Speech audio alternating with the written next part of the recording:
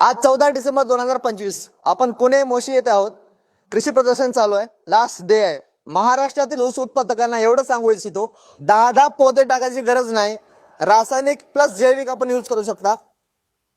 एक भूमी पॉवरची बॅग आणि रासायनिक तुम्ही कुठल्याही रासायनिक मध्ये यूज करून वापरू शकता.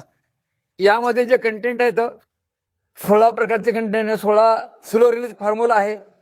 इट कंटेंट्स ह्युमिक ऍसिड वगैरे टाकायची गरज नाही, अॅमिनो ऍसिड वगैरे टाकायची गरज नाही.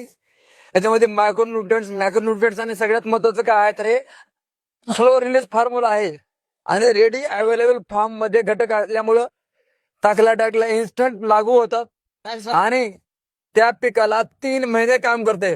मुळाची वाढ, फुटव्याची वाढ, पानाची रुंदी किंवा क्लोरोफिल वाढण्याचं काम करते.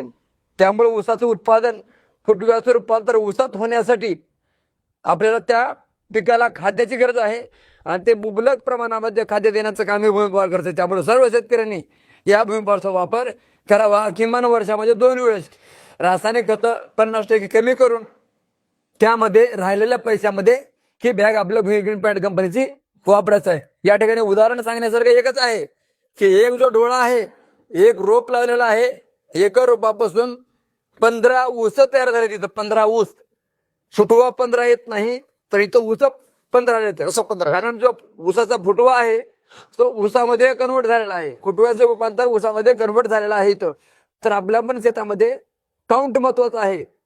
संख्या असेल तर उत्पादन वाढते. धन्यवाद. सांगण्याचं तात्पर्य एवढंच.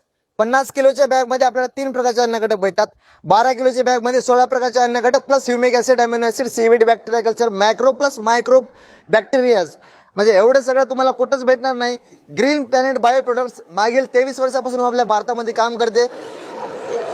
ICAR सर्टिफाईड आहे. गव्हर्नमेंटचे सगळे रूल्स रेग्युलेशन मध्ये आहे, फॉर्म मध्ये आहे. धन्यवाद.